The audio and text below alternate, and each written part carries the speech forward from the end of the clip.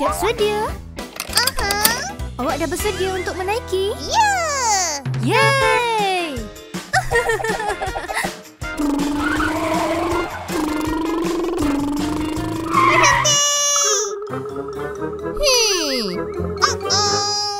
Jom pergi! Oh, tidak! Adam? Oh! Adam? Encik, awak dah langgar peraturan. Saya akan saman awak.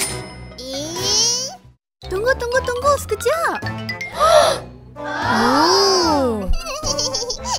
Saya minta maaf, saya kapal betulkan. Okey. Saya dah bersedia untuk bermula. La la la la la la la la la la la la la la la la la. Oh. Maaf. Jangan risau. Oh.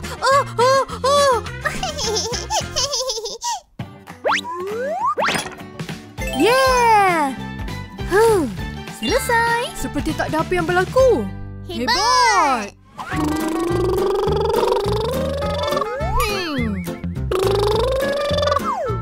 Hello.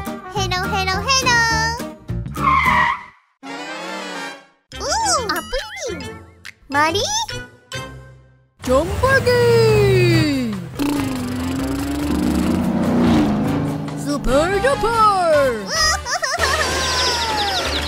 Ouch. Oh tidak. Yo. Jangan risau. Saya akan bina balik kereta awak. Okey. Mari. Orange. Kuning. Sentuhan terakhir. Oh, hebat. Terbaik. Ini bunyi yang salah. Mari. Oopsie. Berhenti. Selesai.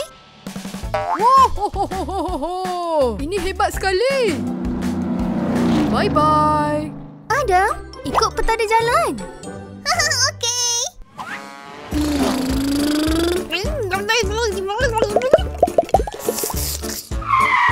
Apa?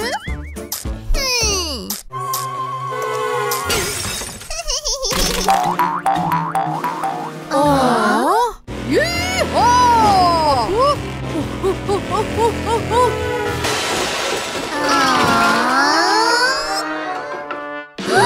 Tidak.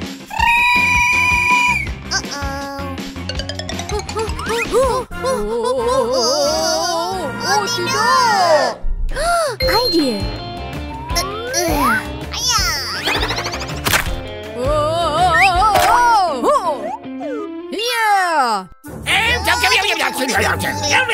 Apa yang terjadi di sini?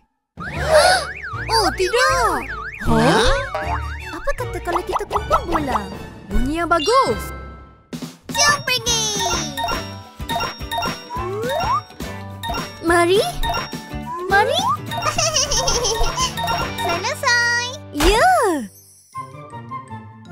Selesai. Yeah. Bye-bye. Mari kita lawat sekolah memandu dulu. Okey. Jaga diri. Terbaik. Baik. Mari kita mulakan pelajaran memandu. Oh, ya. Adam, petanda ini maksudnya kena corner kiri. Petanda ini bermaksud kena pergi kanan. Okey, Ibu. Petanda ini pula, ini bermaksud kena pergi lurus. Mari kita pergi kanan. Yeay!